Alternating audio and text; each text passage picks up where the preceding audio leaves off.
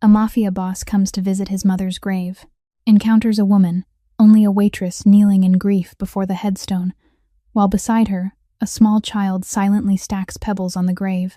But everything changes when the most powerful man in the city realizes his mother kept a secret, one that rewrites his understanding of her life and his own. Cale Ashford's life was a fortress, built of concrete and shadow solid, and feared yet utterly without light.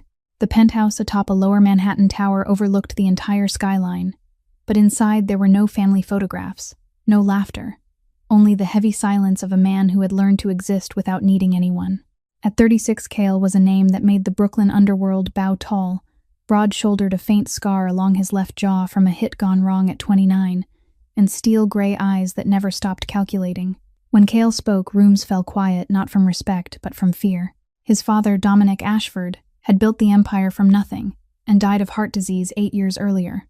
Cale inherited it at 28, and transformed it into something larger, colder, and brutally efficient. The press never put his face on magazine covers, but in every negotiation under Brooklyn streetlights, his name was the law. The world believed Cale Ashford had no weaknesses.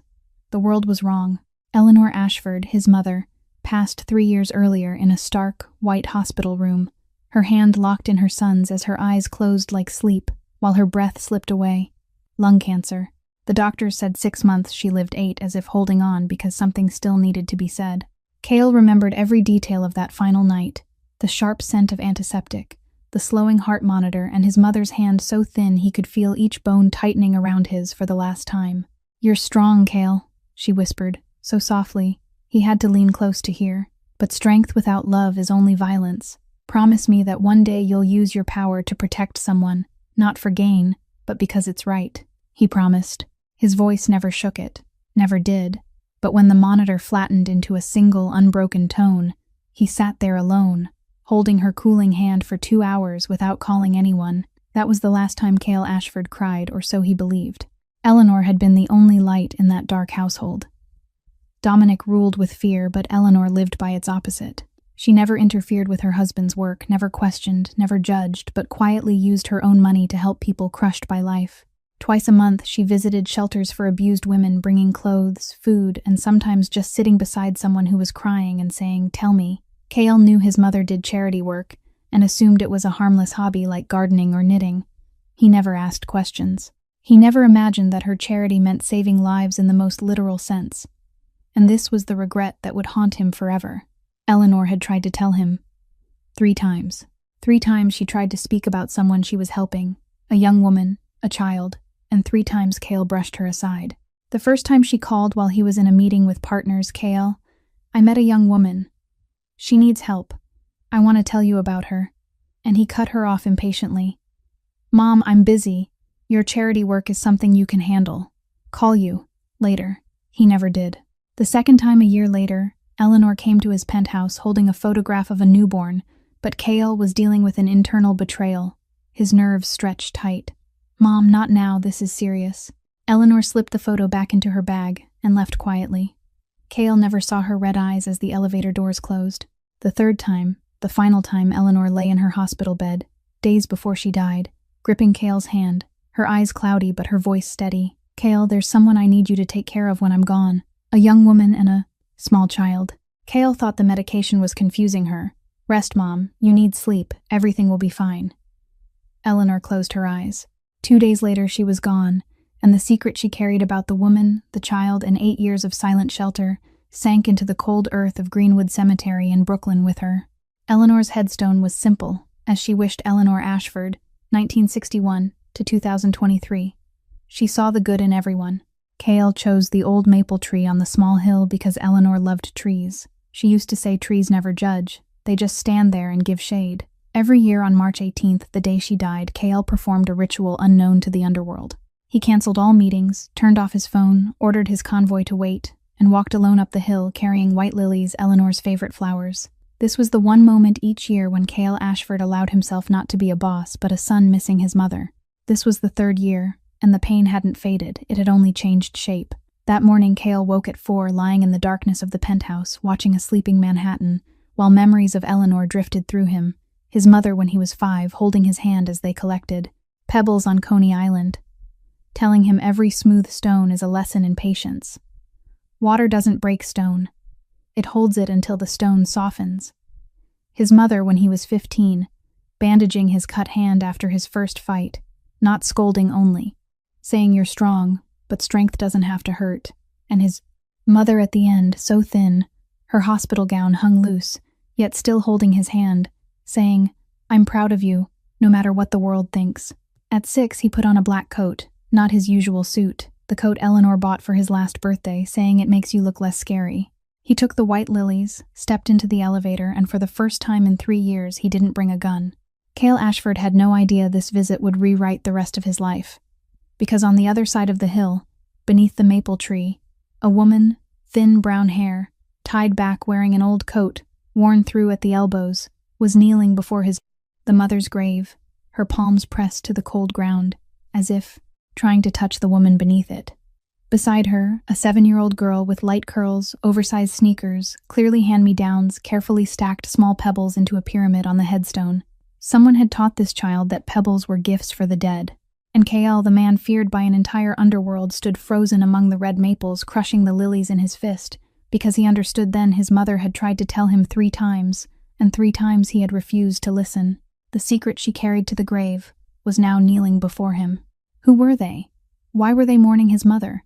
And what would happen when Cale Ashford, a man whose hand had never shaken while making the most ruthless decisions, discovered that his mother had lived a hidden life for 8 years, protecting a woman and a child he chose not to know? If this story touched your heart, please, like so more people can hear it, share it with someone you love, because sometimes a story can change how we see life. And don't forget to subscribe and turn on notifications, because what happens next will make it impossible to look away. Cale stepped out from between the red maples, black leather shoes grinding against the gravel. Each step slow and heavy like a countdown before an explosion. The white lilies in his hand had been crushed until their petals were ruined, though he didn't notice, because his entire body was focused on one thing alone, the woman kneeling at his mother's grave. Who gave you permission to be here? Cale's voice wasn't a question. It was an order, a warning. Steel striking steel. It was the kind of voice that anyone in the Brooklyn underworld would recognize as the sound that often came right before the last thing they ever heard. Tessa flinched and turned, eyes wide and red, tears still clinging to her cheeks. She saw him, and her first instinct was fear. Cale saw it too, the way her shoulders drew inward, the way her body trembled for a brief second like a small animal trapped in a corner. Then something unexpected happened. Instead of running, Tessa stood up, legs unsteady, and moved Phoebe behind her. Her hand settled on her daughter's shoulder, rough fingers tightening, as if she were telling the whole world that anyone who wanted to reach this child would have to go through her first. Cale noticed. He had seen fear thousands of times on other faces, but rarely had he seen fear that didn't retreat, fear that still stood its ground, fear that shielded. I'll ask you again. Cale took another step forward, his voice lower now, calmer, and far more dangerous. This is my mother's grave. Who are you? And why are you here? Tessa swallowed, her throat so dry it felt like every word scraped its way out. My name is Tessa Finch. Eleanor. Eleanor saved my life. The moment the words left her mouth, her voice broke. Not from fear of the man in front of her, but because saying Eleanor's name released an ocean of memories she had been holding back for 3 years. Cale stood still. The word saved my life struck him like a velvet-wrapped bullet, not tearing flesh but piercing something deeper. His mother had saved this woman's life. His mother, the woman he believed he understood better than anyone, had saved someone he had never even known existed. You're saying my mother saved you, Cale repeated, his voice still cold, but something beneath it had begun to crack. How? From what? Before Tessa could answer, a small voice rose from behind her. Are you sad? Cale looked down. Phoebe had stepped out from behind her mother's legs, big brown eyes lifted to him. No fear, not even a trace of it. A 7-year-old girl in a faded purple jacket and oversized sneakers looked straight into the eyes of Cale Ashford, the man all of Brooklyn bowed to, and asked if he was sad in a voice as clear as glass. Mom says people come to cemeteries because they're sad. Phoebe tilted her head, light curls falling to one side. You're sad because Eleanor's gone, right? Cale took a step back. Not out of fear, because Cale Ashford didn't know fear, but because what this child had just done was something no one else had managed in 3 years. She had looked straight through the steel, through the cold exterior, through everything, and touched the place he had hidden most carefully. He met Phoebe's brown eyes, and realized his mother had been looking into those eyes for 8 years. His mother had sat beside this child, had called her by a name he had never heard, had loved her while he was busy fighting battles no one remembered. His throat tightened. He wanted to speak, but the words lodged behind his breastbone, heavy and unmoving. Tessa gently drew Phoebe back toward her, her voice shaking though she tried to keep it steady. "Phoebe, let me talk to him, all right?" "It's okay, Mom," Phoebe said, still looking at Cale. "He's not a bad man." Eleanor said her son wasn't bad. That sentence, spoken by a 7-year-old, hit Cale harder than any blow he had ever taken. His mother had spoken about him. To this child, his mother had protected his image even when he hadn't deserved protection. Cale took a deep breath, forcing himself back into the man he had always been, controlled, cold, unwilling to let emotion lead. He looked at Tessa, gray eyes narrowing. "Sit down," he pointed to the stone bench beside the maple tree, "and tell me everything, from the beginning. Don't leave anything out." Tessa looked at him, then at Eleanor's headstone, then at her daughter. She inhaled, like someone preparing to jump into an abyss without knowing if there was water below. Then she sat down, lifted Phoebe onto her lap, and began telling the story she had spent the past 3 years telling only to the grave. Tessa began to speak, her voice small and fraying like a thin thread stretched to its limit. Yet she didn't stop, because for 3 years she had told this story only to a stone headstone, and today was the first time a living person was truly listening. 8 years ago, she said, it was winter, and I was staying in a shelter for abused women in Red Hook. As Tessa spoke, Cale no longer saw the cemetery. He saw another place instead, a large communal room filled with creaking bunk beds, pale yellow paint peeling from the walls, the smell of bleach mixed with sweat and fear, fluorescent lights flickering overhead, as if even they were too tired to keep shining. In the farthest corner of the room, on the bottom bunk pressed against the wall, a 19-year-old girl sat curled in on herself, both arms wrapped around a 7-month pregnant belly. Her head bowed, her left cheek bruised from cheekbone to jaw, lips cracked, brown hair stuck to her forehead. That girl didn't look at anyone, didn't speak to anyone, didn't cry, as if she had used up all her tears before she ever walked through the door, and what remained was only a hollow shell that still breathed. Then one afternoon the shelter door opened, and a woman stepped inside. Silver hair neatly pinned back, a gray wool coat, both hands carrying large bags of donated clothing. She moved from bed to bed, smiling, saying a few words to each woman, setting down a bundle of supplies. When she reached the far corner, she saw Tessa. She didn't ask who had hurt her, didn't ask where she came from, didn't ask why she was there. She simply sat down beside the bed, opened a small thermos, poured out a cup of chamomile tea, and said in the gentlest voice Tessa had ever heard, "Drink this. Chamomile helps the baby sleep well." Tessa didn't drink. She didn't look up. She didn't say a word. But Eleanor didn't leave. She sat there in silence for 15 minutes, then stood and said she would come back tomorrow. And she did, the next day, and the day after that, and the day after that. During the first week, Tessa didn't speak at all. She just held her belly while Eleanor sat beside her, sometimes knitting, sometimes simply gazing out the window, as if telling Tessa that her presence required nothing in return. In the second week, Tessa began to answer, short replies, 1 or 2 words, a quiet thank you when she accepted the tea, a nod when Eleanor asked if the baby was kicking. In the third week, Tessa cried, not from pain, not from fear, but because, for the first time in her life, someone had stayed beside her long enough that she felt safe enough to cry. When Cale heard this, his hands clenched until his knuckles turned white. He stood before his mother's grave, staring down at her name carved into the granite, and realized that while he had been busy building an empire on other people's fear, his mother had been sitting in a shelter for 15 minutes each day beside a stranger, saying nothing, asking nothing, simply because she believed that silent presence could be stronger than any words. Tessa continued, faster now, as if afraid that if she paused, she wouldn't have the courage to go on.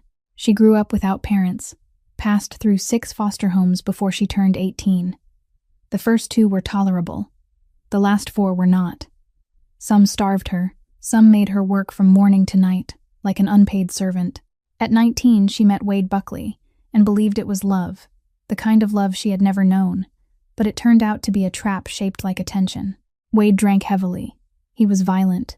He hit her the first time because she talked too long with a male coworker.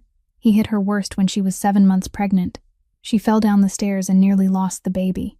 That night she ran with one bag and shoes shoved on in a hurry, walking 4 kilometers through the rain to the shelter, and Eleanor found her there.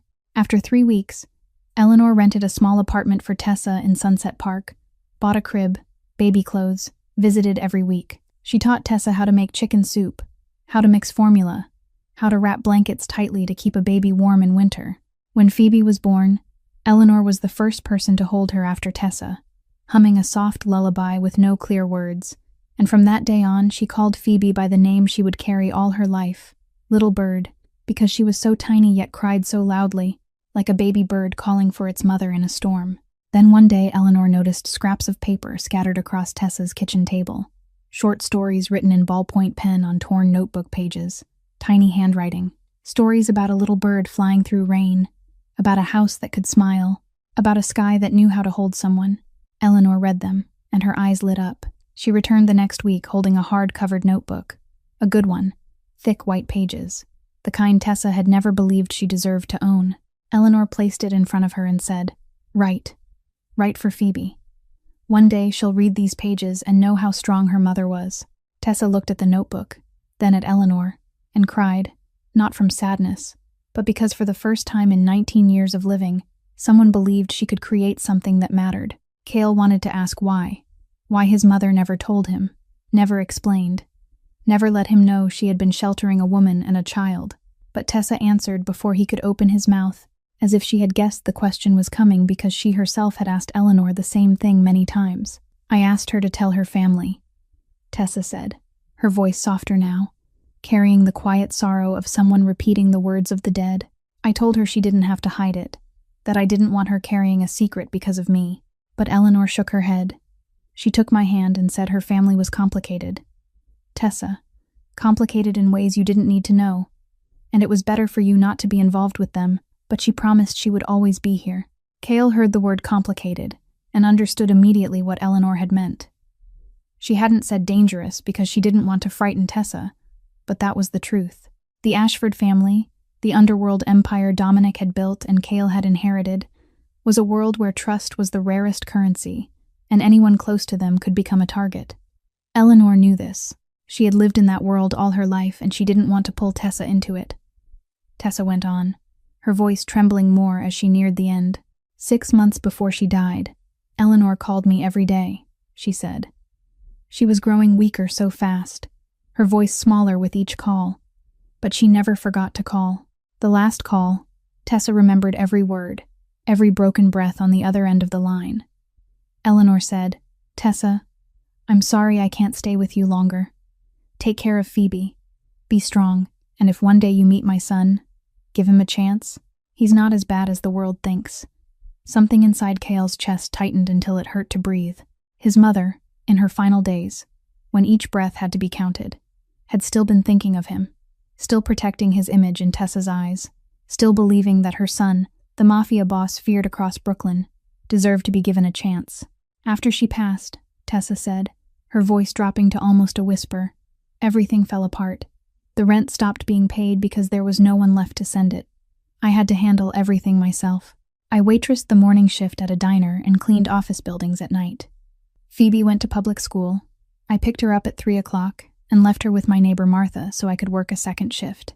Some nights I came home at 11, Phoebe already asleep, and I sat on the kitchen floor watching her sleep, wondering how much longer I could keep going. But every Sunday, I still came here. She looked down at the headstone. "Because this is the only place where I feel like she can still hear me." Cale didn't answer. He stood there in silence, the wind moving gently through the maple branches, red leaves drifting onto the grass, and he felt as though he were standing between two worlds, one made of everything he knew, power, violence, control, and the other made of everything his mother had hidden, gentleness, patience, love that asked for nothing in return. Then Phoebe ran over. She had been playing at the edge of the path the entire time Tessa spoke, carefully adding more pebbles to the headstone, and now she ran toward Cale, her small hands cupped around something. "Mister," Phoebe said, opening her palm. Resting there amid smudges of dirt and grass was a white pebble, smooth and perfectly round, smaller than a coin yet bright as moonlight. Eleanor liked pebbles, Phoebe said. Every time she visited me, she brought me one. She said pebbles are gifts from the sea. This was the last one she gave me. I kept it in my pocket for 3 years. Cale stared at the stone, and the world around him went still. He knew this stone. Not this exact stone, but this kind. The feel of it in his hand, cool and smooth, fitting perfectly in his palm, as if it had been made to rest there. Coney Island Beach, more than 30 years earlier, a summer afternoon. He was 4 or 5, running barefoot on wet sand, and Eleanor bent down, picked up a white pebble, and placed it in his hand. "Do you know why this stone is smooth?" she asked. "Because someone polished it, right, Mom?" young Cale replied. Eleanor smiled and shook her head. "No one polished it, my love. The sea held it, day after day, year after year. Water doesn't break stone. Water holds it until it softens. That's a lesson about patience, about love, about how to change someone without using force." Cale looked at the pebble in Phoebe's hand, then into the child's brown eyes, then down at the headstone, and he saw the invisible thread connecting 3 generations, his mother picking up pebbles for him when he was a child, his mother picking up pebbles for Phoebe when she was old. The same stone, the same lesson, the same love. The only difference being that he had forgotten that lesson long ago, while the 7-year-old girl in front of him had kept it in her pocket for 3 years. He stood. He said nothing more. He turned and walked down the hill, his steps growing faster, almost a run, not out of anger but because he felt something breaking inside him, and he didn't want anyone to see it. The white lilies lay on the grass beside Eleanor's grave, forgotten, or perhaps not forgotten at all, perhaps left behind because they were no longer the only thing he had brought his mother. In the car, Cale sat behind the wheel without starting the engine, both hands resting on the steering wheel, and his hands were shaking. Cale Ashford, the man the entire underworld feared to look in the eye, sat inside his armored SUV in the Greenwood Cemetery parking lot and trembled. If you're feeling something right now, press like. This story still has much left untold, and what happens next will change everything. The moment he returned to the penthouse, Cale called Reggie Shaw. His voice was clipped and razor cold, the tone Reggie had heard for 8 years whenever Cale needed something done fast and done right. Tessa Finch. Find out everything about her. Background, shelter records, rental history, and check every bank account my mother had, especially any secondary accounts. I want to know every dollar she spent in the last 8 years of her life. Reggie didn't ask why. He never did. That was why he had survived nearly 30 years beside 2 generations of the Ashford family. 3 days later, the report lay on Cale's desk, and everything aligned. Every detail, every number, every line, like the final pieces snapping into place in a picture Cale had never known existed.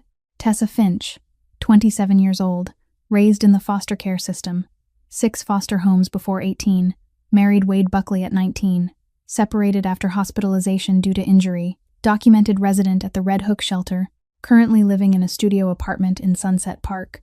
No outstanding debt aside from occasional late rent, annual income under $30,000, and Eleanor's secondary account, an account Cale never knew existed, showed a fixed monthly transfer to a recipient abbreviated as T. Finch, beginning nearly a decade ago and continuing until the very month Eleanor passed away, totaling approximately $78,000. $78,000. Not a large sum for the Ashford family. Cale spent more than that on a single party. But for Eleanor, it was nearly everything she had. The personal savings she had set aside over decades, money she never spent on herself, all of it given to a young woman her family didn't even know by name. Reggie added one final line to the report.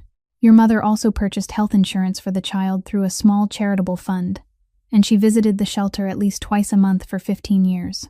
Tessa wasn't the only person she helped, but she was the one she stayed closest to the longest. Reggie looked at Cale with old eyes that had seen too much. Your mother was a good woman, Cale. Better than all of us put together. Cale didn't reply. He stood, walked into the bedroom, opened the closet, and pulled out a wooden box from the deepest corner. Eleanor's personal belongings. The hospital had given it to him the day she died. He brought it home, placed it in the corner of the closet, and never opened it. 3 years. For 3 years, the box had sat there in darkness, like Eleanor's secret, waiting. He set it on the bed and lifted the lid. Inside was a half-finished knitted scarf, cream-colored, the knitting needle still pinned through the final loop, as if Eleanor intended to return to it, but time refused her. An old family photograph, Cale at 10, Flynn at 7. Eleanor standing between them with her hands on her son's shoulders, smiling. A wooden rosary she had carried her entire life, and at the bottom, a small notebook, brown leather cover, worn at the corners, the kind of cheap journal bought at a modest bookstore, nothing befitting the wife of a crime lord. Cale picked it up, light, thinner than he expected, but when he opened the first page and saw his mother's handwriting, rounded and neat in blue ink, something in his chest tightened. The first entry. December 14th. Today I met Tessa for the first time. She's only 19, heavily pregnant, face bruised, sitting in the corner of the shelter like an injured animal. She trusts no one, looks at no one, but when I sat beside her, she didn't push me away. I think she was simply too tired to push. I'll come back tomorrow. Cale turned the page. February 3rd. Tessa gave birth to her daughter, Phoebe. She's so small, round eyes, cries very loudly. Tessa held her and cried, not from pain but from happiness. She said, "This is the first person who belongs to me." My heart broke. The first time anyone has ever belonged to her. The first time. He kept turning pages. September 20th. Phoebe called me Grandma Ellie today. I cried the entire drive home. I wanted to tell Cale, but my son is busy fighting a war with the men in Red Hook. His world has no room for a young woman and a small child. I'm afraid if he knows, he'll see Tessa as a burden, or worse, a risk. So I stay silent. Forgive me, Cale. He read every page, every line, every word, and each page was a cut, not deep, but precise, striking the exact places where he had no armor. Then he reached the final entry, written a few months before Eleanor died. The handwriting was shakier, the ink blurred in places as if she had to stop from pain or exhaustion. January 8th. I'm running out of time. The doctors say 3 months, maybe less. I tried to tell Cale 3 times. He didn't listen. Not because he's bad, but because he's grown too used to seeing nothing but his empire, just like his father. But Cale isn't Dominic. There's goodness in my son. It's just buried too deep. If he finds this journal, if he meets Tessa, if he looks into Phoebe's eyes, I believe he'll understand. Tessa, if you're reading this, you're the daughter I always wished I had. You're stronger than you know. And Cale, if you're reading this, keep your promise to me. Protect them, not because I ask you to, but because it's the right thing to do. Cale closed the journal. He sat on the penthouse floor, his back against the bed, the small leather notebook resting on his thighs, his eyes fixed on the glass wall where all of Manhattan stretched out below. Millions of lights, millions of lives, an empire he held in his hands. But he saw none of it. He saw only his mother's handwriting, rounded and careful, blue ink trembling on the final pages. 3 times she tried to tell him. 3 times he pushed her away. She forgave him before he even knew he was guilty. And Cale Ashford, the man whose hand never shook when signing the most ruthless orders, the man who hadn't cried since the night his mother died, sat there on the cold floor of a penthouse worth tens of millions of dollars, clutching a cheap brown leather journal to his chest, and wept. The next morning, Cale didn't go to the office. He stayed in the penthouse, the brown leather journal still resting on the table beside the bed, open to the final page, and he read the line once more, "Protect them," before lifting the phone to call Reggie. "I want to know how she lives." "No contact. Don't let her know. Just observe and report everything." Reggie was silent for 2 seconds, just long enough for a man nearing 60, who had served 2 generations of Ashford power, to realize he was witnessing something unusual. Then he said he understood. 48 hours later, another report lay on Cale's desk. But this time it wasn't bank figures or legal records. It was the anatomy of a life. Tessa Finch lived in a 4th-floor studio apartment in an aging building in Sunset Park. No elevator, worn concrete stairs, peeling hallway walls, rusted pipes dripping into a plastic bucket in the corner. The apartment was smaller than the bathroom in Cale's penthouse, a single room serving as bedroom, living space, and kitchen. Damp stains creeping along the base of the walls, the only window facing the brick wall of the neighboring building so close she could touch it, if she leaned out. A narrow double bed for both mother and child. Clean sheets faded with time. A small table beside it holding a desk lamp and a writing notebook. Phoebe owned 3 outfits rotated through the week. 2 donated by a church, oversized sneakers stuffed with paper so they wouldn't slip off, and a school backpack with a broken zipper held shut by a rubber band. Cale finished the report, set it down, and stood. For the first time in 8 years as boss, he chose to verify things himself rather than trust paper. He changed clothes, no suit, no expensive watch, chose a plain jacket, jeans, a baseball cap pulled low, looking like any other man on a Brooklyn street. He drove alone to a small diner on the corner of 5th Avenue and 45th Street, where Tessa worked the morning shift, pushed open the glass door, took the far corner table by the window, and ordered a black coffee. The diner was small and cramped, old tables scrubbed clean, the smell of frying grease and toast mixed with country music from a battered radio behind the counter. 4 tables occupied, 2 empty, and Tessa was the only server. Cale watched her move between tables with a tray in her hands, and the first thing he noticed was that she was tired. Not the kind of tired that comes from one bad night of sleep, but the kind that had settled into her bones, in the slight lean of her posture when she stood too long, in the dark circles beneath her eyes that no makeup hid because she didn't wear any. But she smiled. She smiled at the elderly woman at table 2 while refilling coffee. Smiled at the young couple at table 4 when she set down their plates of eggs. Smiled when a cranky old man complained. His toast was cold, and she apologized and returned with a fresh plate within 2 minutes. The smile wasn't fake, Cale realized.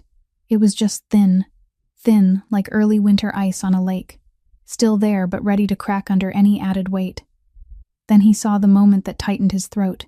Tessa cleared table 3 after the customers left, half a roll untouched beside a plate with leftover eggs. She glanced around quickly, a reflexive sweep of her eyes from years of checking whether anyone was watching, then wrapped the bread in a napkin and slipped it into her apron pocket. Fast, neat, practiced. This wasn't the first time. She was taking leftover bread home for Phoebe. Cale lifted his coffee but didn't drink. He watched Tessa pass close enough to see her hands as she set a mug down for the neighboring table. Small hands, calloused palms, nails cut short, skin cracked and dry at the knuckles, and on the back of her right hand a small round burn scar, healed but visible, the kind left by boiling water splashing during rushed dishwashing because she had to make it on time to pick up her child. Tessa passed him without looking, without recognizing him, because to her, he was just another customer in an ordinary diner. And that made Cale understand a simple and brutal truth. In Tessa's world, he didn't exist. His empire meant nothing. His power couldn't buy her an extra hour of rest, or a pair of shoes that fit Phoebe's feet. He left the diner without a trace, only a half-finished cup of coffee, and a tip folded to 3 times its cost. Money Tessa would later collect and slip into the kitchen savings jar without ever knowing who left it. That evening, Reggie sent additional long-distance photos. The exterior of Tessa's building, the single window lit at 11 at night. Tessa's silhouette seated at the small table beside the bed, bent over her writing, weak yellow light casting over her brown hair tied back, Phoebe asleep curled beside her. And in the report, Reggie noted that on the wall above the writing table there was a single photograph. An older woman with silver hair holding a baby, likely Eleanor Ashford. Cale stared at the photo for a long time, his mother holding Phoebe, his mother smiling. And that photograph wasn't in his penthouse, wasn't in the Ashford estate. It was on the wall of a damp apartment belonging to a waitress in Sunset Park, because that was where Eleanor had truly been loved. Cale set the photograph down and opened the brown leather journal again, turning to Eleanor's words. Every night Tessa writes stories for Phoebe, tiny handwriting on cheap paper. She has talent. If someone gave her a chance, she could do more than just survive. But she doesn't believe in herself yet. No one has taught her how. Protect them. His mother's words echoed in his mind. No longer ink on a page, but Eleanor's voice, gentle and unyielding, the same voice that had held his hand in the hospital bed and told him to use his strength to protect someone. Cale closed the journal and placed it on the bookshelf where he could see it every day. And for the first time in his life, he made a decision not for profit, not for power, not for control. This Sunday he would return to the cemetery.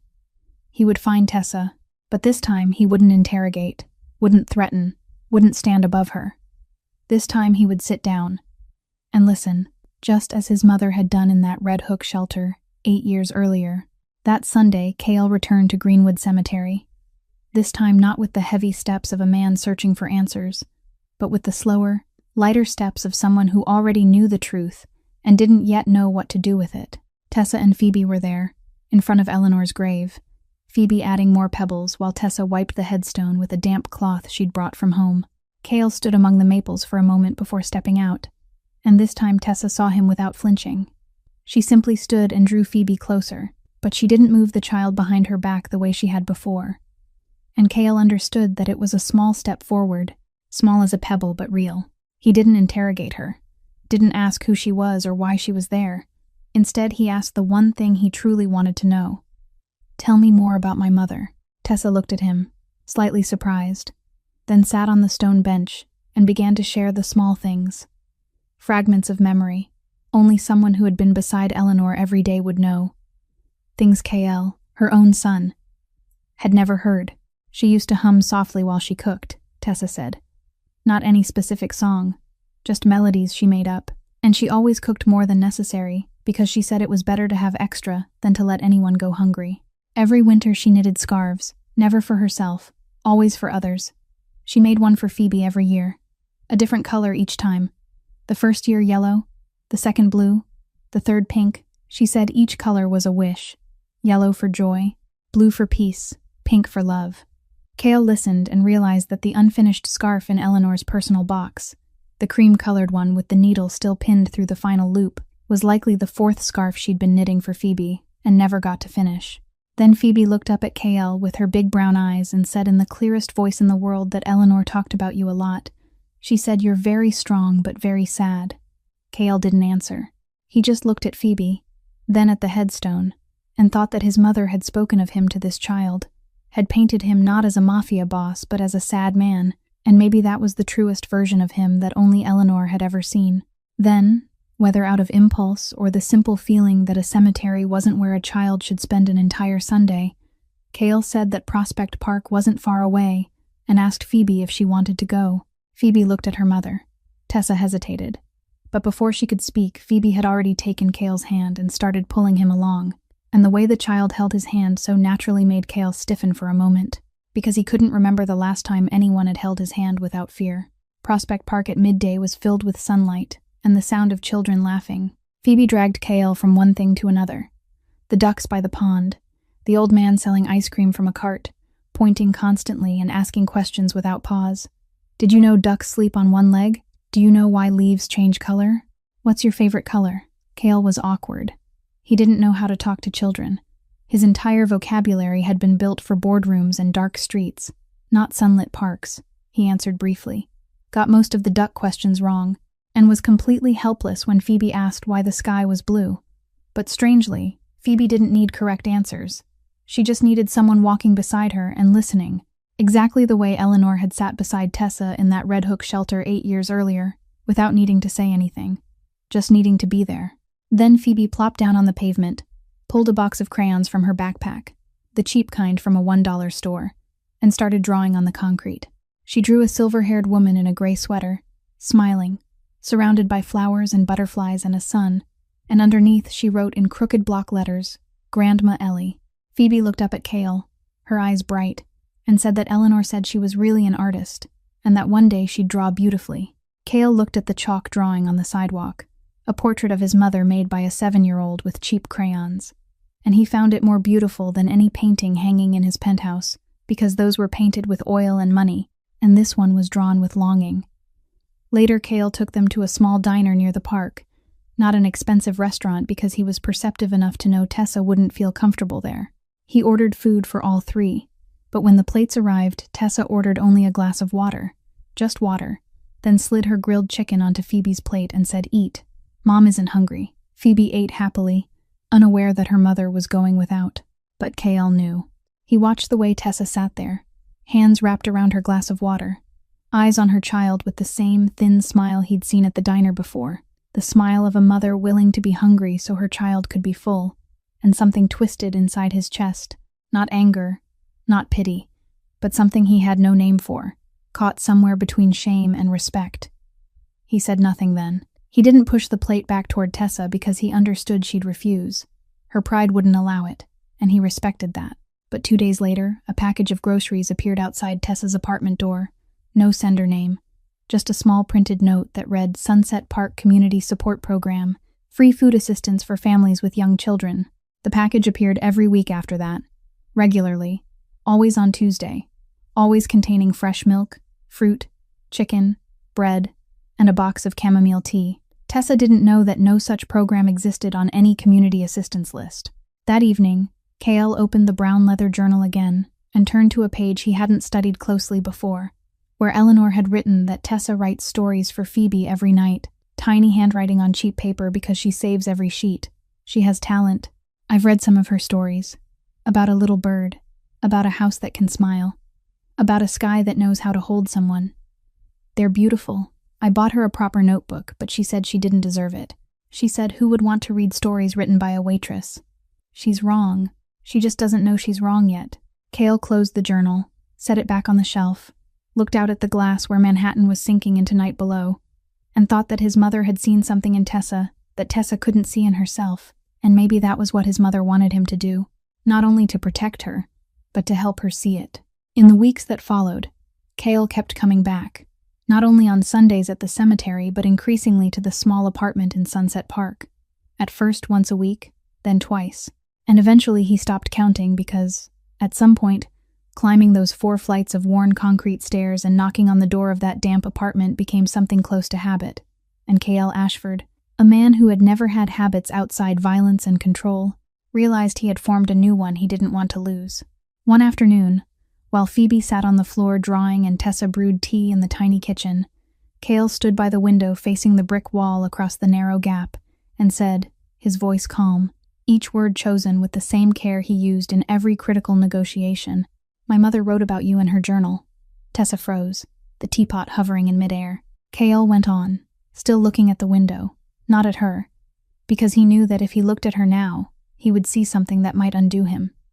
"She wrote about the first time she met you at the shelter, about Phoebe, about the stories you write every night. She said you write beautifully." Silence. Cale heard the teapot being set down, softly, unsteadily. Then Tessa's voice, shattering like a glass dropped on tile. "She wrote about me." Cale turned.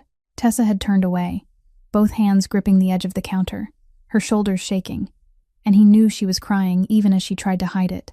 He didn't move closer. He understood that some moments required space, even when someone else was present. But he added one more sentence, one Eleanor had written, and one he knew Tessa needed to hear. She said, "You're stronger than you think." Tessa didn't turn back, but her shoulders shook harder. And Cale understood these weren't tears of sorrow, but the tears of someone who had just learned that she had been written about, thought about, that the final lines of someone's life had been given to her, and that the person who wrote them was gone, and the words were all that remained. Cale let her cry. He said nothing more. Instead, he looked around the apartment and noticed that the only window was stuck, the wooden frame warped from damp, the paint along the edges peeled in long streaks from repeated attempts to open it. He took off his jacket, rolled up his sleeves, and asked if she had a hammer. Tessa turned, eyes red, looked at him in surprise, then rummaged in a kitchen drawer and handed him a small hammer, the cheap kind from a dollar store. Its plastic handle cracked. Cale took it and realized something faintly absurd. He was 36, had held a gun since he was 20, had signed orders deciding hundreds of lives, but had never truly held a hammer to fix anything in his life. He tapped the window frame, too hard. The wood cracked further. He adjusted, tapped lighter, pried slowly. The frame creaked but stayed stuck. He changed angles, tried again, sweat forming at his hairline, and he felt ridiculous. Cale Ashford, king of Brooklyn, losing a battle to a window. Phoebe, sitting on the floor, looked up at him, head tilted, watching with bright brown eyes, then said in the most serious voice a 7-year-old could muster, that he was slower than the plumber. The plumber who fixed the sink last month did it very fast. Cale paused, looked at Phoebe, and something happened on his face that Tessa had never seen before. The corner of his mouth twitched, barely, like a muscle that had forgotten how to move, trying to remember. Not quite a smile, but closer than anyone had ever witnessed in the 8 years he had sat on the throne of the underworld. Finally, the window gave way, not smoothly, the frame still warped, but it opened. Afternoon air rushed in, carrying the scent of leaves from the small park below, and Phoebe squealed that there was wind, running to the window and leaning out to breathe it in. Cale set the hammer down, wiped sweat from his brow with the back of his hand, and realized that fixing a stuck window gave him a sense of completion that signing a $1 million deal never had. He sat on the old chair by the kitchen table. Phoebe ran over and climbed onto the chair opposite him, her legs swinging because it was too tall, and she looked at him with a gaze Cale was beginning to recognize but still didn't fully know how to face. The look of a child meeting an adult without fear, without calculation, only pure curiosity. "Uncle Cale," Phoebe began, her voice gentle, though the question wasn't, "Why did Eleanor say you were sad? What are you sad about?" Cale looked at her. The question was as simple as a pebble, and as sharp as a blade, slicing through every layer of armor he wore, every wall he had built, reaching the place he guarded most fiercely with the ruthless innocence only a child possessed. He looked down at the table, then back at Phoebe, and for the first time in his life, he answered with truth instead of strategy. "Because I lost my mother, Phoebe, like you lost your grandma." Phoebe listened, nodded slowly, her face solemn as an adult's, then said in the softest, warmest, clearest voice Cale had ever heard, "But you still remember her. Remembering means she's still here." And Phoebe lifted her small hand and placed it at the center of her chest, right over her heart, holding it there, as if showing him where those who are gone truly live. Cale looked at the small hand on Phoebe's chest, and the world blurred around him. He saw Eleanor, 3 years earlier on a hospital bed, placing her own hand over her heart and saying, "People live here, Cale, not in the head. The head is full of worry and calculation. But here, this is where we keep the people we love." His mother had taught Phoebe that, and Phoebe, 7 years old, shoes too big, clothes worn, backpack with a broken zipper, had just taught it back to him, the Brooklyn boss, a lesson he had forgotten long ago. Cale said nothing. He just sat there, watching Phoebe's hand resting over her heart, and felt something warm spread inside his chest, slow and fragile, like a flame just lit in a room that had been cold for too long, not bright enough to illuminate everything yet, but warm enough for him to know it was there. Flynn Ashford wasn't the kind of man who was easily fooled. At 33, half a head shorter than Cale but sharper in a different way, Flynn managed the financial spine of the family's underworld empire. He knew every dollar moving through the system, every irregular expense, every number that drifted off course. And when he noticed that Cale had canceled 3 meetings over the past month on the same day of the week, always Thursday afternoons, always disappearing from the radar for 4 to 5 hours with no explanation, Flynn started digging. He didn't need to dig far. 1 call to a surveillance contact, 2 days of waiting, and Flynn had everything. Photos of Cale entering an old apartment building in Sunset Park. Photos of Cale sitting on a park bench beside a young brown-haired woman and a 7-year-old child. Photos of Cale holding a hammer beside a window inside an apartment registered to Tessa Finch, waitress, annual income under $30,000, no ties to the underworld. Flynn stared at the photographs, and the first thing he felt wasn't fear but anger, a cold, slow anger that seeped in like poison, because he realized his brother, the man he had followed for 8 years, had been giving time to a stranger without saying a word to him. That night, Flynn went to Cale's penthouse without warning, pushed the door open, tossed the stack of photos onto the glass table, and said in a voice he tried to keep calm but failed from the very first syllable, "Have you lost your mind?" Cale looked at the photos, then at Flynn, gray eyes unchanged. Not surprised, not defensive, only waiting, because he had known this day would come. Flynn didn't wait for an answer. He began pacing the room, steps sharp and restless, like a man holding back something about to spill over. "You're letting a woman no one knows into your life. Someone with no background, no protection. You know what happens if our enemies find out. They'll use her against you. They'll take her. They'll take the child. And then you'll have to choose between the Empire and them. And you think you know which one you'll choose." Cale stayed silent. And that silence pushed Flynn past the edge.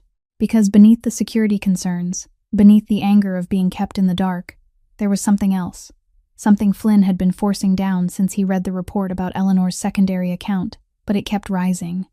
Hot and bitter, sharp enough that he could taste it on his tongue. "Mom," Flynn said, and his voice changed.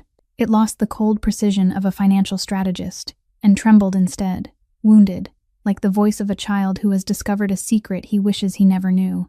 She helped her for 8 years. $78,000. 8 years of visiting her, cooking for her, knitting scarves for her daughter, calling the child by a pet name, and she didn't tell us a single word. Flynn stopped in the middle of the room, turned to Cale, eyes red, jaw clenched so tight the muscles stood out. Why did she love a stranger more than her own family? The question hung in the penthouse air like the echo after a bell, ringing long and painful. And Cale looked at his younger brother and saw not the anger of a manager who'd been bypassed, but the hurt of a son realizing his mother had lived a secret life he hadn't been invited into. Cale stood, walked to the table, picked up the photos, flipped through them slowly, then set them down, and when he spoke, his voice was cold, not because he wanted to wound Flynn, but because truth is often colder than lies. Because she knew we'd react exactly like this, Flynn. With jealousy. With calculations. Counting every dollar. Asking why she gave to someone else instead of us. Like father. Exactly like father. Flynn went pale. Those two words, like father, hit harder than any punch. Because in the Ashford family, Dominic was the ghost no one wanted to resemble. Dominic was violence and selfishness.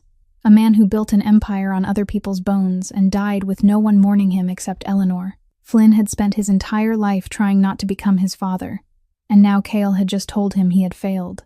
Flynn stood there in the empty penthouse living room, Manhattan's lights pouring through the glass and casting his shadow across the floor.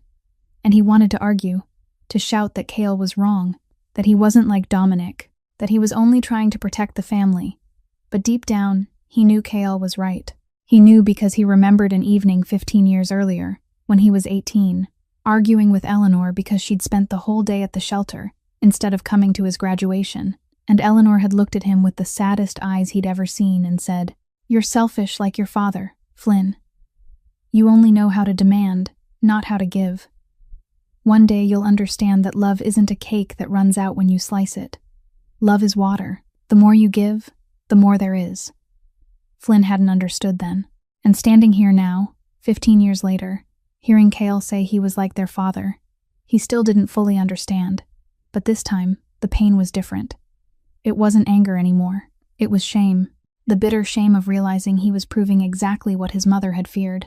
Flynn looked at Cale one last time, eyes red, teeth clenched, then turned and walked out, not slamming the door, just pulling it shut softly. The click of the door closing was quieter than a breath, but heavier than a gunshot, because it was the sound of a man leaving while knowing the other was right. Cale stood alone in the penthouse, staring at the closed door, and he knew he had pushed his brother further away, but he also knew that truth has no gentle version. Eleanor hid Tessa because she knew her sons would respond with jealousy instead of love, and she had been right. She had been right all along, and the most painful part wasn't that she hid the truth, but that she had a reason to. It began at school. The one place Tessa had always believed was safe. The only place where she didn't have to think about rent money or night shifts or the past, because there Phoebe was just a 7-year-old among other 7-year-olds, no one knowing her mother was a waitress or that she slept on a bed with faded sheets in a damp 4th-floor apartment. But children see what adults believe they don't. When Cale started picking Phoebe up after school on the days Tessa worked double shifts, the kids noticed immediately, because the tall man in a black coat standing outside the school gate looked nothing like the other parents. He didn't smile, didn't wave, didn't chat. He just stood there like a shadow in the afternoon sun and waited for Phoebe to run to him. "Who's your dad?" a classmate asked Phoebe during recess. "I see that guy pick you up all the time. Is he your dad?" Phoebe stayed silent. She didn't know how to answer because she didn't have a father, never had, and she'd never had to explain that before because no one had ever asked. "He's not my dad," she said quietly. "Then who is he?" the child pressed. "Who picks you up every day if he's not your dad?" Phoebe didn't answer. She turned away, sat in the corner of the classroom, and took out her crayons. That day's drawing was different. No flowers, no butterflies, no Grandma Ellie smiling in the sky. She drew a house with no door. Inside the house was a tiny figure standing alone, no one else around, surrounded by darkness shaded in thick black pencil, pressed so hard the paper nearly tore. The teacher saw the drawing and asked Tessa to come to school the next afternoon. The teacher said Phoebe had become withdrawn, quieter. She didn't play with the other kids, and the drawing worried her. She asked if anything was happening at home, if there had been changes in Phoebe's life. Tessa sat on the small plastic chair in the parent meeting room and felt herself turn into the 12-year-old girl she once was, sitting across from social workers, questioned, evaluated, looked at with that mix of pity and suspicion, and she kept her voice steady as she said everything was fine. Phoebe was probably just going through a phase of wanting to be alone, but inside she knew nothing was fine. That night, Tessa lay beside Phoebe on the bed, the child asleep, or so she thought, until Phoebe suddenly turned, big brown eyes open in the dark, and asked in a voice so small Tessa had to hold her breath to hear it, "Mom, why don't I have a dad?" Tessa felt her heart shatter, not cleanly in two, but into shards, like a glass dropped on tile, each sharp piece cutting inside her. She pulled Phoebe close and said, "You have me. You have Grandma, Martha. You have Uncle Cale. You have so many people who love you." But Phoebe shook her head in her mother's arms and whispered, "Why are we always scared? Mom, why do we always have to move? Why do you always cry when you think I'm asleep?" Tessa had no answer. She just held her tighter, kissed her hair, and forced herself not to cry, because she knew if she cried now, Phoebe would be even more afraid. 15 minutes later, Phoebe fell asleep, her breathing warm and steady against Tessa's neck, and Tessa gently laid her down, tucked the blanket around her, then stood, walked into the kitchen, closed the kitchen door, sank onto the cold tile floor, and cried, soundlessly. She'd learned to cry without sound a long time ago, from nights in foster care crying under blankets so no one would hear, from nights with Wade crying in the bathroom so he wouldn't see, and now she cried on the kitchen floor of her damp apartment, both hands over her mouth, shoulders shaking, while her daughter slept 3 steps away unaware. Then the real darkness came. 2 weeks later, on an ordinary afternoon, Tessa was serving tables at the diner when the glass door opened and a man walked in. Tall, thinner than she remembered, hair cropped short like someone fresh out of prison, a tattoo visible on his neck above the collar of a wrinkled shirt, bloodshot eyes, and the smile she'd seen in nightmares for 7 years. Wade Buckley. He sat at table 3, the one in her section, and when she passed he grabbed her wrist, not hard, just enough for her to feel those familiar fingers closing around her skin, and said in the voice he always used when he wanted her afraid, gentle, almost kind, with stone underneath, "I hear you found yourself a rich guy, Tessa. Word travels fast in the gutter, and a girl like you seen with a man like him is bound to get people talking. Long time no see, you look better than before. Someone's taking good care of you, huh?" Tessa yanked her hand free, her wrist blooming red with finger marks, stepped back, 1 step, then another, her back hitting the counter, and suddenly she was 19 again, 7 months pregnant, standing in the kitchen of their old apartment while Wade hurled a plate at the wall. "I want to see my daughter," Wade said, still seated, still smiling, still using that soft snake voice. "I have rights. I'm her father." Tessa didn't remember what she said or did after that. She only remembered standing behind the counter until Wade stood up, left his coffee untouched, walked to the door, turned back once with that smile, and disappeared onto the street. She didn't tell Kyle. She didn't tell anyone. She told herself she could handle it. She always had. Eleanor had taught her to be strong. She'd be fine. But a week later, as Tessa was on her way to pick Phoebe up from school, Martha called, her voice shaking. "Tessa, there was a man standing outside the school gate. I saw him when I walked past. He was across the street, watching the kids play. I asked who he was looking for, and he smiled and walked away." Tessa stopped in the middle of the sidewalk, phone pressed to her ear, and felt the blood in her body run backward, cold rushing from her feet to her head, because she knew who that man was. She knew that smile, and she knew Wade Buckley never just watched. He always planned. He always waited. And this time, he was watching Phoebe. 3 days after Martha's call, Tessa came home later than usual, her cleaning shift running long because of an event in the office building. She climbed the 4 flights of worn concrete stairs, with legs that felt weighted with lead and eyes nearly closing from exhaustion. Phoebe had fallen asleep at Martha's place at 8, and all Tessa wanted was to pick her up and collapse into bed. But when she reached her apartment door and lifted her key, she stopped. The door was ajar. Not wide, just a narrow gap the width of a finger, but enough for a thin blade of darkness to spill onto the hallway floor. And she knew with absolute certainty, because she always locked the door, always checked twice, always pulled the handle after locking to make sure. A habit from living with Wade, the habit of someone who once woke to a door opening at 2 a.m. and knew the heavy footsteps in the hall meant pain was coming. She pushed the door open, flipped on the light, and the small apartment appeared before her like an open wound. The kitchen drawers were yanked out, their contents spilled across the floor. Forks and knives tangled with paperwork and pens. The tiny wardrobe stood open. Phoebe's clothes dragged out and thrown onto the bed. The child's school backpack lay overturned, books scattered everywhere. And on the wall, the photo of Eleanor holding Phoebe, the only picture Tessa had ever hung, had been turned face down, the glass pressed against the wall, as if someone wanted her to know he'd seen it, touched it, violated the most sacred thing in that room. Tessa stepped into the kitchen, her foot crunching on silverware, and saw the note. It lay squarely in the center of the table, placed with care, deliberate, positioned so it would be the first thing she saw. Messy black ballpoint handwriting read, "I know where you are. I know where my daughter is." Tessa picked up the note, and her hand didn't shake. That was the strange part.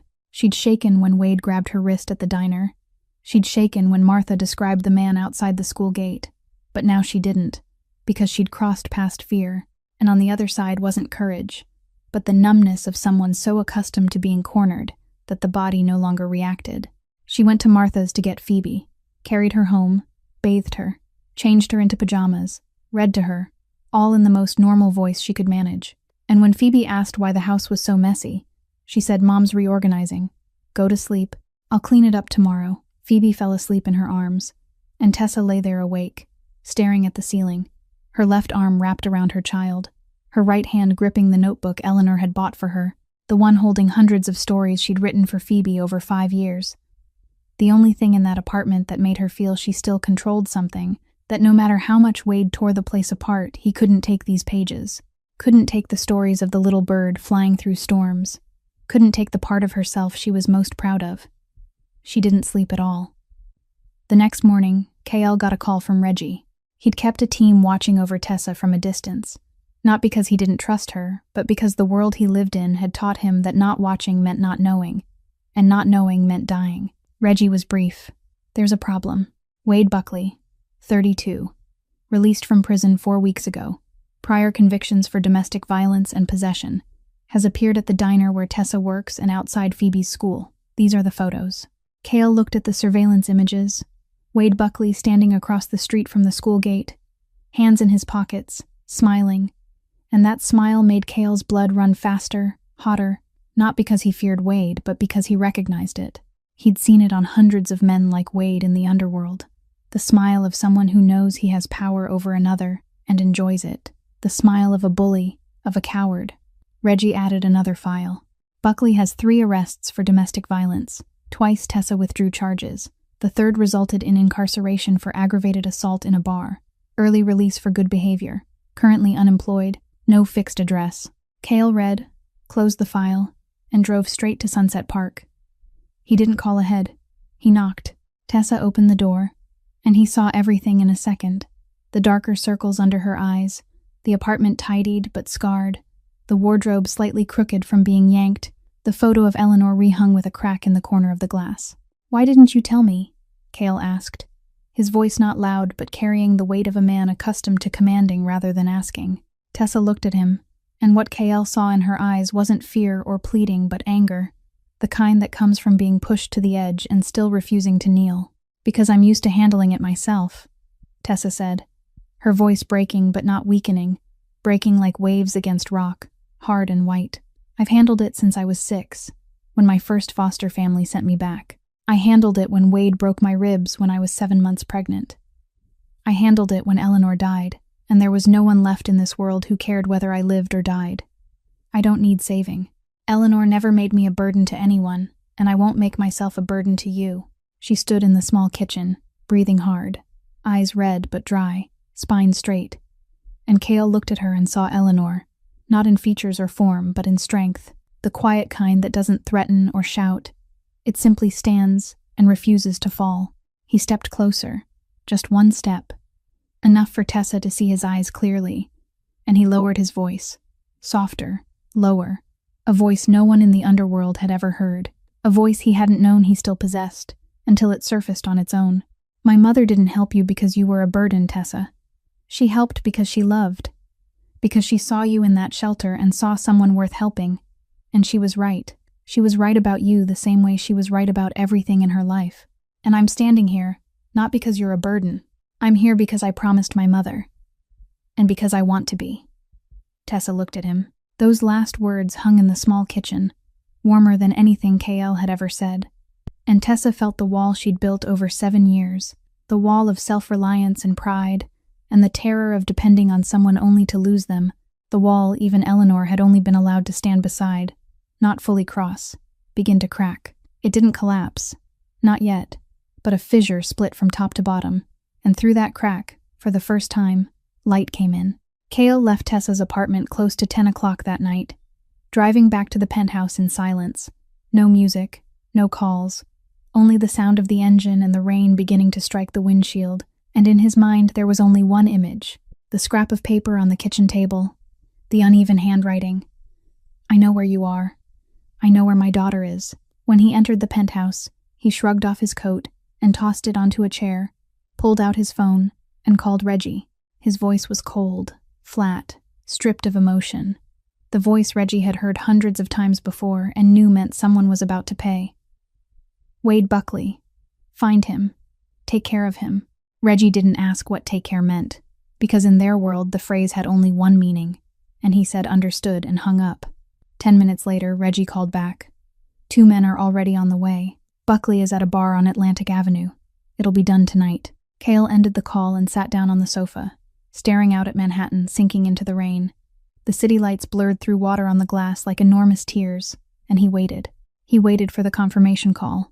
The call he'd received dozens of times over 8 years. Always the same. Reggie saying it's done, and Cale hanging up, and life continuing as if nothing had happened. But tonight something was different. His eyes drifted to the bookshelf, where Eleanor's brown leather journal rested. Worn, corners curled, small among expensive hardcovers he'd never read. He stood, crossed the room, picked up the journal, opened to the last page, the page he'd read so many times he could recite it, but that still cut deeper every time, and his eyes fixed on his mother's handwriting, shaky from illness but unyielding in will. "Strength without love is only violence.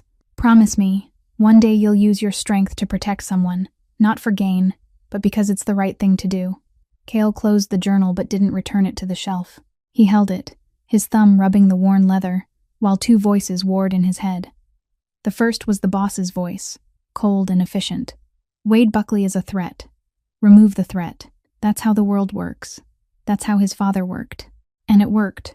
The second was Phoebe's voice, clear and light as air. She said, "You're very strong but very sad." Cale looked at the journal and realized that if he let Wade be taken care of, the problem would be solved in one night. But he'd become exactly what his father had been, Dominic Ashford, the man who built an empire on blood and fear, the man Eleanor loved but was never proud of, the man she lived beside for a lifetime while hiding the best part of herself because she knew her husband's world would devour it. That was why Eleanor hid Tessa, not because she didn't trust KL, but because she feared he'd handle Tessa the way he handled everything else, with control, with force, with violence wrapped in the language of protection.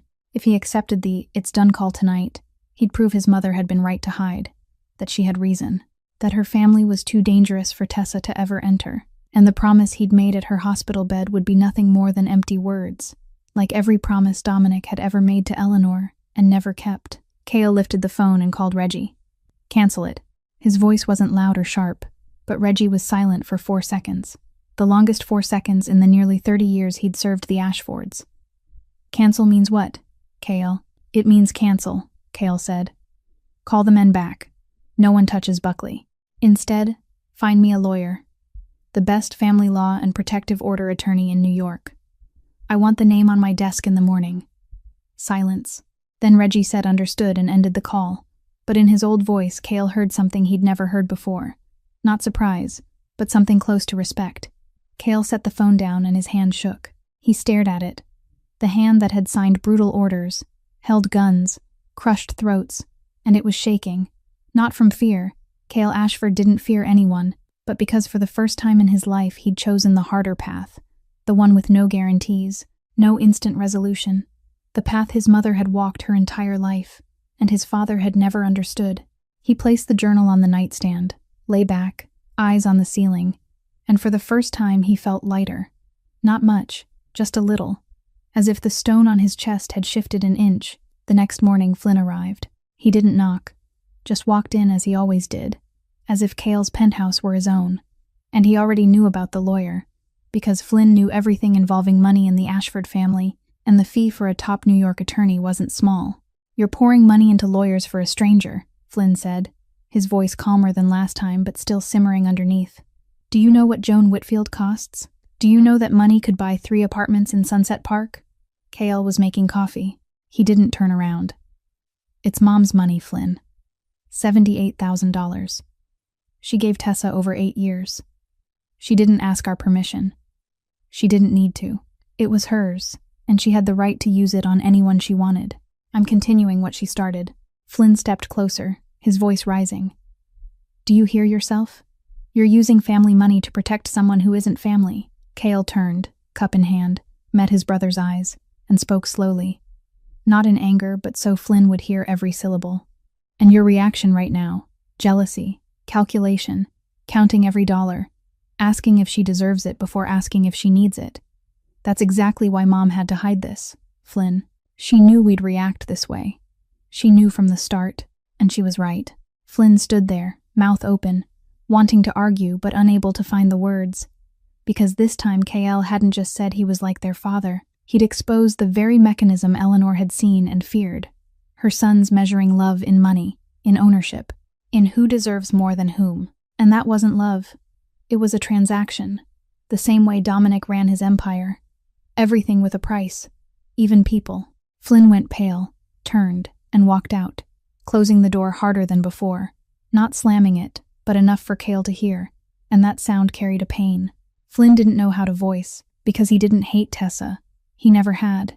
He was just hurting, feeling as though his mother had loved someone else more than him. A wound so deep, he had to turn it into anger, because anger was easier than grief. If you're following this journey, tap like and share it with someone who needs to hear it. Because what comes next, the courtroom, is where everything will change. Joan Whitfield arrived at Cale's office 2 days after Reggie's call. A woman of 53 with neatly cropped gray hair, black-framed glasses, and a way of speaking that wasted not a single word. The kind of person who had spent 30 years in courtrooms and knew every unnecessary word was an opening for the other side. She sat down, opened the file Reggie had prepared, read in complete silence for 10 minutes, then looked up at Cale and said that Wade Buckley had no standing, 7 years of abandonment, not a single call, not a single dollar of support, a record of domestic violence, a record of drug possession, recently released from prison, no job, no fixed address. Any judge would dismiss his petition within 20 minutes, but she needed one more thing, proof that Tessa Finch was a good mother. Not merely not bad, but good. Because good wins cases while not bad only ties. Cale brought Tessa to meet Joan the next day, in the conference room where Tessa sat in an expensive leather chair, looking as though she wanted to disappear into it, her hands twisting together in her lap, eyes downcast. And when Joan asked what she had to prove she was a good mother, Tessa was silent for a long time, then opened her worn backpack and took out the notebook, the hardcover notebook Eleanor had bought her 5 years earlier. The thick white pages yellowed at the edges, the spine frayed from being opened and closed thousands of times, and set it on the table. Joan asked what it was. Tessa said softly that she wrote stories for Phoebe every night before bed, ever since Phoebe was 2, that Eleanor had encouraged her to write, saying one day Phoebe would read them and know how strong her mother was, that she didn't know if it counted as evidence, but it was the only thing she had. Joan opened the notebook, small handwriting, lines packed tight to save paper. Hundreds of short stories, each 1 or 2 pages long, about a little bird, about a house that could smile, about a sky that could hold you, about a girl who found a star in the dark, about a mother who turned her tears into rain to water flowers. Joan read for 5 minutes, 10 minutes, 15 minutes, saying nothing, and when she finally looked up, Cale saw that her eyes were red. Joan Whitfield, a lawyer who had won hundreds of cases, who had stood through the most brutal divorces in New York without blinking, sitting in a conference room with reddened eyes and a voice slightly hoarse as she said this was the strongest evidence she had seen in 30 years of practice. Not because it was legal documentation, but because no lawyer in the world could fabricate this. 5 years, hundreds of handwritten stories, written every night for a child, This wasn't evidence. This was love with pages.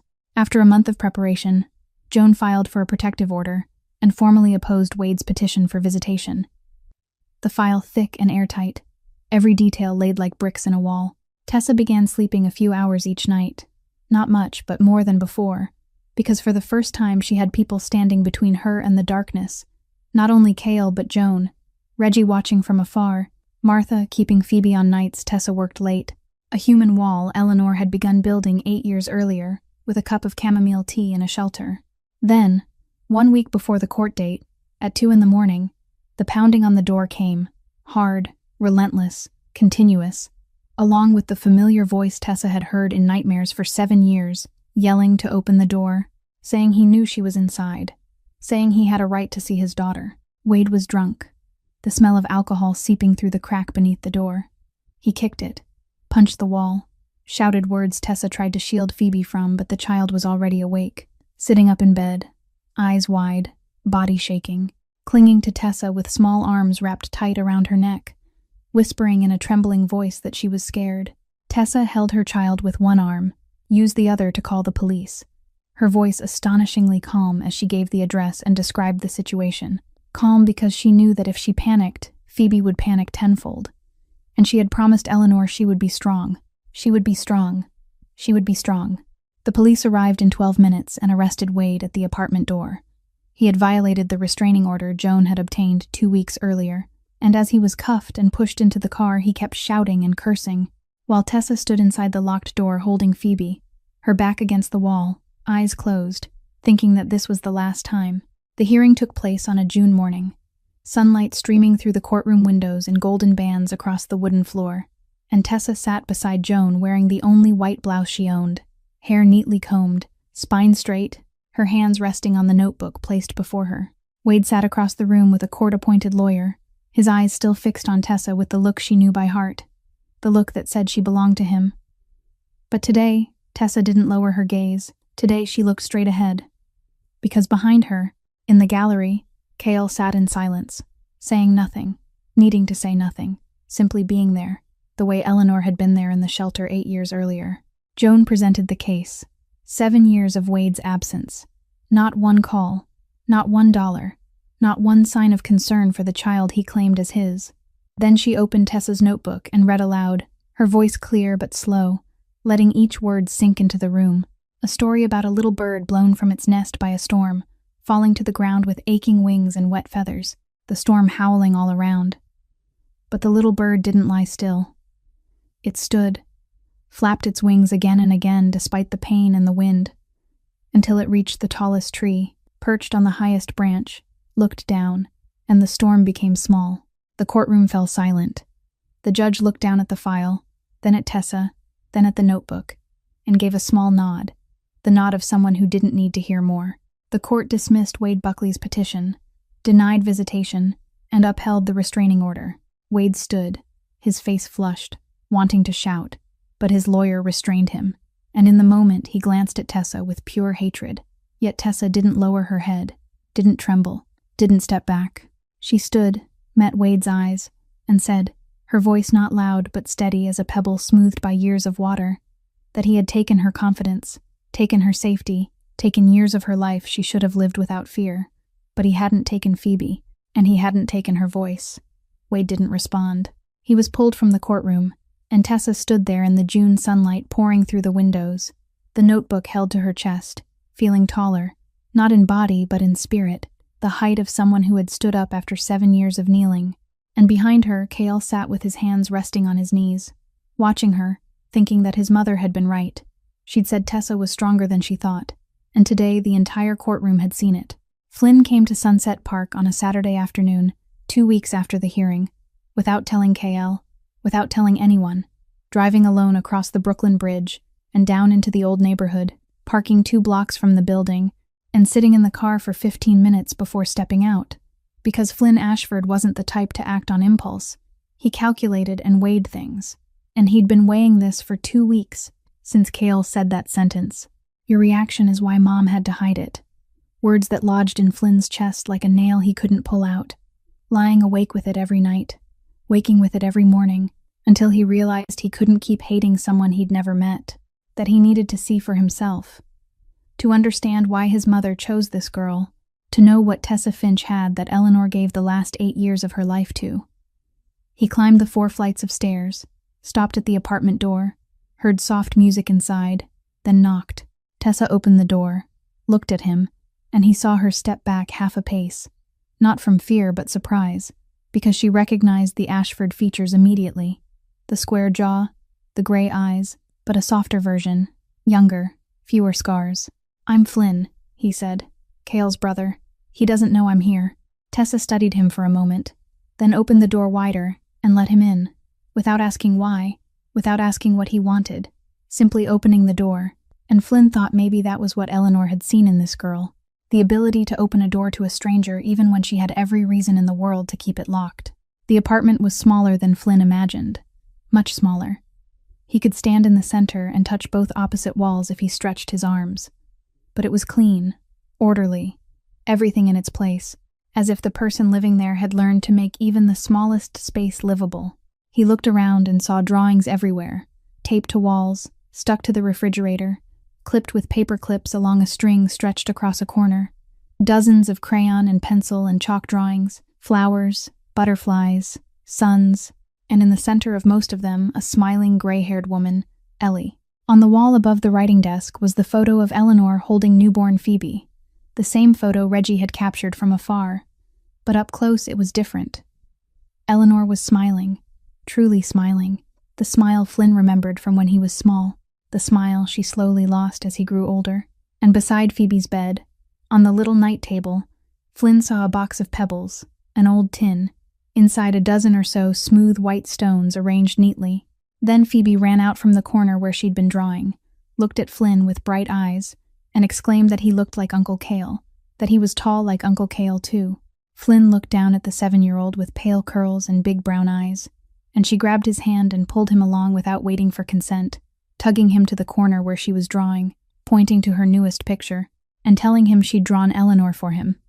That Eleanor was beautiful, that she smiled a lot, sang when she cooked, and always told her one thing: "Be brave, little bird." Flynn froze, his legs locked on the old tile floor, his arms fell slack at his sides, and the world stopped for him the same way it had stopped for Cale when he saw the pebble in Phoebe's hand at the cemetery. Little bird. Eleanor called him that when he was 3 or 4, holding him before sleep, humming softly, saying, "Sleep, my little bird. Tomorrow we'll go collect pebbles by the sea." He'd carried that name in his heart for 30 years, guarded it like a treasure, believing it belonged only to him, proof that no matter how many strangers Eleanor helped, there was a corner of her heart reserved just for him. And now this 7-year-old with curls in a damp Sunset Park apartment had said Eleanor called her the same thing, little bird. And the ground tilted beneath Flynn's feet, not with anger as he'd expected, but with something else entirely, something he hadn't prepared for, deeper than jealousy, lighter than hatred, like a locked door in his chest, suddenly flung open, with light flooding in too fast for him to adjust. "She called you little bird?" Flynn asked hoarsely.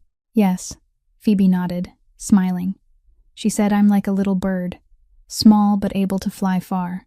Flynn sat down on the floor, slowly, heavily, like someone who'd been carrying something too long and was finally allowed to set it down. And he looked at Phoebe's drawing of Eleanor, at the pebble box by her bed, at the photo on the wall, and he understood. His mother didn't love Tessa more than him. She didn't love Phoebe more than him. She loved more. Eleanor's heart wasn't a cake divided into smaller pieces when shared. Her heart was water, just as she'd told him when he was 18. Love is water. The more you give, the more there is, and he hadn't understood then, but now, sitting on the floor of a damp apartment beside a child his mother called by the same name she'd called him. He understood. 3 years too late, but understood. That evening, Flynn went to Cale's penthouse. He didn't slam the door or throw files. He knocked softly, and when Cale opened it, Flynn stood there with red eyes and said he'd been wrong, that Mom called Phoebe little bird just like she'd called him, that he'd thought it was only his, that if she gave that name to someone else, it meant less for him, but it didn't. Cale looked at his brother, at the red eyes, at the cracked wall of pride Flynn always kept up now breaking, and said gently that it was still his, that Mom hadn't taken it away. She'd shared it, and sharing didn't mean less. That Flynn knew what Mom would say, that love is water. Flynn nodded, said nothing more, and the two brothers stood there in the penthouse doorway, not embracing because Ashford men don't embrace, but standing together in silence, and that silence was warmer than any hug. 2 weeks later, Tessa called Cale, her voice different, carrying something he hadn't heard before, something close to pride, telling him Phoebe had written an assignment at school and asking if he wanted to read it. Cale went to the apartment that afternoon, and Tessa handed him a sheet of paper, block letters in shaky pencil, saying that her family wasn't like other kids' families, that she didn't have a dad, but she had Mom Tessa who wrote stories every night. She had Uncle Cale, who fixed the window slower than the plumber, but tried really hard. She had Uncle Flynn who came late, but stayed. She had Grandma Martha who brought porridge when she was sick. And she had Grandma Eleanor who was in the sky, but still here, who said, "Be brave, little bird," that she was Eleanor's little bird. And little birds aren't afraid of storms. Cale finished reading, folded the paper carefully, slowly, like something more precious than any contract he'd ever signed, then reached to his chest, opened his coat, and placed it into the inside left pocket, the pocket where for 8 years he'd always kept a gun. The pocket that had been empty since the day he went to the cemetery without one, and now it wasn't empty anymore. Now it held a 7-year-old's pencil-written essay about an imperfect but real family, and Cale thought that this was heavier than a gun. Much heavier. But unlike a gun, this was something that kept people alive instead of killing them. March 18th, exactly 1 year after the morning Cale stood beside the red maples at Greenwood Cemetery and saw a thin woman kneeling at his mother's grave. He returned, but this time he didn't drive alone for 2 silent hours, didn't turn off his phone and order the convoy to wait in the lot, didn't climb the hill with a bundle of white lilies and loneliness weighing on his shoulders, because this time he drove the large SUV with Tessa in the passenger seat, Phoebe in the back swinging her legs and singing a song with no clear words she'd made up herself, and Flynn sitting beside her, quiet, watching the window, occasionally shaking his head when Phoebe asked if he could sing and saying he couldn't sing but he could listen, an answer Phoebe accepted as perfectly reasonable. March was still cold but no longer biting, the wind carrying the scent of damp earth and new buds, the maples on the hill not yet leafed but less bare, as if they were preparing for a spring everyone knew would come, even if slowly. The 4 of them climbed the hill, each carrying something. Cale held a bouquet of white lilies in his left hand, 12 stems, fresh, thick petals, the gentle scent he associated with Eleanor, who always kept lilies in the living room and said they didn't need to show off because their beauty was in their simplicity. In his right hand he carried an envelope, white paper folded neatly. Inside the letter he'd spent a week writing and rewriting 7 times, because the man who could command hundreds with a single sentence didn't know how to write to his mother without every word feeling too small for what he meant. Tessa walked beside him, holding a hand-knitted scarf, cream-colored, imperfect, the stitches tight in places and loose in others, something she'd taught herself over 3 months by watching videos on her old phone, buying yarn with saved tips, knitting and unraveling it again and again, because she wanted to bring Eleanor something she'd recognize. The simple pattern Eleanor had taught her in the tiny kitchen when Phoebe had just learned to crawl, proof that the girl Eleanor had rescued from the shelter hadn't only survived, but learned to make something beautiful with her own hands. Phoebe ran ahead, her little backpack bouncing. Inside it, the drawing she'd finished the night before, using every last crayon. The biggest picture she'd ever made on a 3-paper Cale had bought her. 4 people standing under a large tree. The tallest Uncle Cale, the brown-haired one, Mom Tessa, the smallest herself, another figure standing a bit apart but moving closer, Uncle Flynn, and in the sky among clouds and sun, a gray-haired woman smiling down with a little bird beside her. Flynn carried no flowers, no letter. He carried a pebble. Early that morning before meeting them, he'd driven to Coney Island while it was still dark, the sea wind cutting cold, walking the shoreline and picking up stones the way his mother had taught him 30 years ago, touching each one until he found the right one.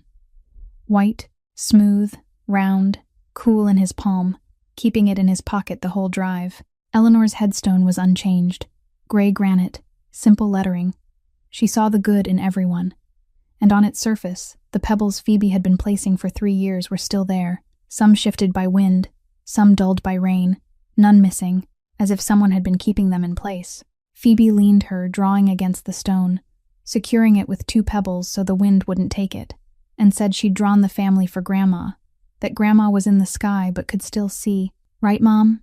And Tessa nodded through red eyes that yes, she could see everything. Tessa laid the scarf on the grass beside the grave, smoothing it, and spoke softly, her voice trembling but not breaking, saying she'd knitted it for Eleanor the way Eleanor taught her, that it wasn't as nice but she'd tried, and Eleanor always said trying mattered more than being perfect, and she remembered.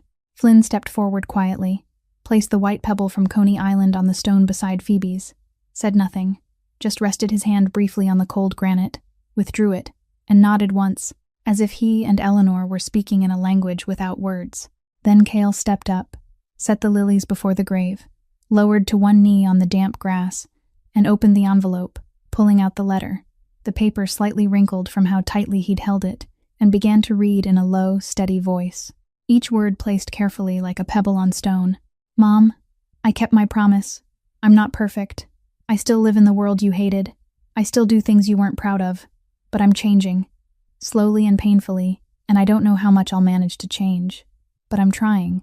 You always said trying matters more than perfection, and I hope you were right. 3 times you tried to tell me about Tessa and Phoebe, and 3 times I brushed you off. The first because I was busy. The second because I thought your life mattered less than mine. The third because I thought you were confused. And that's the thing I regret most. Not because I was wrong, but because you gave me 3 chances, and I wasted all 3. You deserved a son who knew how to listen. Thank you for saving Tessa. Thank you for loving Phoebe. Thank you for hiding them when you knew our family wasn't ready. And thank you for believing that one day I'd find them and become better. I'm not good yet, Mom, but I'm on my way. Cale folded the letter and placed it on the grave, then reached into his coat and took out the small brown leather journal, its corners worn, the cover softened from being handled so often, the blue ink inside blurred on a few pages by tears, the first night he read it, and he set it beside the lilies and said hoarsely that he was returning it, that he'd read every page, every line, every word, that he understood now and wouldn't forget. The wind moved through the maple branches, light and cold, carrying the scent of damp earth and buds, and Cale stayed kneeling a while longer, hand on the wet grass, head bowed, while behind him Tessa stood weeping freely, Phoebe holding her mother's hand with one hand and Flynn's with the other, and Flynn, for the first time in his life, let a child hold his hand without pulling away, standing there beneath bare maples, holding the small warm hand of the little bird his mother had named, feeling its tiny grip firm and sure, as if Phoebe were telling him he belonged here, that he always had, he'd only needed to come. After leaving the cemetery, Cale didn't drive back to Manhattan. He turned north, crossed the George Washington Bridge, followed the highway as small towns thinned into forest, and 2 hours later, the SUV stopped in front of a wooden house set on a hillside overlooking a lake, its clear water reflecting a March sky still cold but already tinged with spring. Catskills. Tessa looked at the house through the windshield, confused, and Cale shut off the engine, sat quietly for a moment, then spoke in a voice almost ordinary, yet heavy beneath every word with the weight of giving something he'd held on to for too long, saying his mother always said that when she retired, she'd buy a small house near a lake in the Catskills, that she wanted to wake up to birds instead of car horns, knit on the porch and plant daisies in the garden, but she never got the chance. She never did, so he built it for her, even if late, bought the land 6 months ago, and built the house the way he thought she'd like, and he wanted them to be here, not forever, not as an obligation, but today and any day they wanted. Phoebe was the first to jump out of the car, running into the house as if she'd lived there her whole life, opening every door, squealing in each room, and when she found her own room, a small upstairs bedroom with pale purple walls, a large window looking straight out over the lake, a white bed with a floral quilt, and on the small bedside table a brand new box of crayons, the good kind, 64 colors, instead of the old 12-color box from the discount store. She stood still, hugged the box to her chest, and whispered that the room was purple, and Eleanor liked purple. Tessa stepped into the next room, smaller and simple, a white bed, white curtains, but in the corner by the window facing the forest behind the house, there was a wooden desk, and on it 2 things, an old mechanical typewriter with round keys yellowed with age, the kind from the 70s writers used in movies, and beside it, a new notebook, hardcover, thick white pages, exactly like the first notebook Eleanor bought her, but pristine, untouched. Tessa brushed her fingers over the typewriter keys, lightly, fingertips gliding across the cold metal, then turned to KL, standing in the doorway, her eyes shining, not with sad tears or grateful tears, but with the tears of someone finally seen not only for survival, but for dreams. Kale said calmly, though his eyes didn't match the calm, that his mother wrote in her journal that Tessa had talent for writing but didn't believe in herself, that no one had taught her how to believe, and he didn't know how to teach her that either. But he could give her a desk and a typewriter, and it was time she wrote for more people than just Phoebe. Tessa said nothing. She sat down, placed her hands on the keys, and felt something shift, small but deep, like a pebble smoothed by water over years, because for the first time someone wasn't just helping her survive but investing in who she might become. That night, after Phoebe fell asleep in the pale purple room clutching her new crayons, and Flynn sat on the porch reading in silence, Kale and Tessa walked down to the wooden dock by the lake. It was dark, the stars more numerous than any night in Manhattan because there were no city lights competing with the sky, and they sat side by side at the edge of the dock, feet nearly touching the water, the lake wind cold but not biting. Tessa stared at the dark surface and said that the first time she saw him at the cemetery, she thought he'd chase her away, that he'd yell or threaten or call someone to drag her and Phoebe out, and she'd been ready to run. Kale watched the water, not her, and said he almost had. Silence, wind, water lapping softly against the posts. Tessa asked quietly, honestly, what changed? Kale was silent a long time. Long enough she thought he wouldn't answer. Then he said Phoebe asked him if he was sad the very first time they met. She looked straight into his eyes and asked if he was sad, and no one had asked him that since his mother died. No one looked at him and saw sadness. They only saw fear, and Phoebe looked at him and wasn't afraid. She saw sadness, and that changed everything. They sat there without kissing, without confessions, without holding hands, because this wasn't a love story, or not yet. It was a story about broken pieces finding each other and realizing they could fit into something. Not perfect, still gapped, still chipped, but standing, and sometimes standing is enough. Then Kale's phone vibrated. He glanced at the screen, blue light washing over his face in the dark, and Tessa saw the caller name wasn't a person but a single word, work. Kale looked at the phone, then the lake, then the house behind them where Phoebe slept, and he silenced it. But he didn't turn it off, just set it face down on the wood and kept watching the stars. Two lives hadn't merged. Brooklyn's underworld didn't vanish because he sat by a lake in the Catskills. The empire his father built and he inherited still ran, still demanded, still called, and Kale still answered, but for the first time he had a reason to want not to, and maybe that was the first step, not the last. Kale Ashford didn't become a good man overnight. He was still dangerous, still running an empire his mother hated, still carrying darkness no afternoon by a lake could erase. He wasn't a fairy tale prince. He was flesh and bone, flawed, scarred on skin and soul, trying every day. But now there was a small flame in him, lit by a mother lying beneath cold earth at Greenwood whose love couldn't be buried, kept alive by a girl with a frayed coat hiding bread in her apron pocket for her child, while never believing she deserved more, fed by a 7-year-old in oversized shoes, stacking pebbles on a headstone, and asking a stranger if he was sad with the clearest eyes in the world.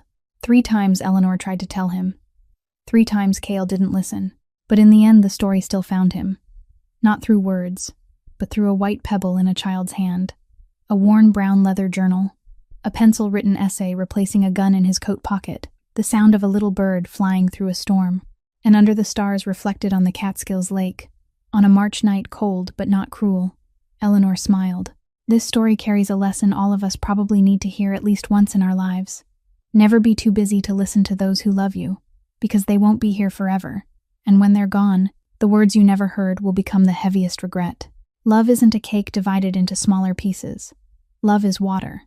The more you give, the more there is, and true strength doesn't live in power or money, but in the ability to sit beside someone who's hurting and say, "Tell me." If this story touched your heart, if you saw yourself somewhere in these characters, please like and share it with the people you love, and don't forget to subscribe and turn on notifications so you won't miss the next stories. How did this story make you feel? Which character moved you the most? And what did it remind you of in your own life? Write it in the comments below. We read every line and truly want to hear what's in your heart. because every story you share is as valuable as the ones we tell. Wishing everyone watching good health, a joyful life, peace, and calm every day. Goodbye, and see you in the next video.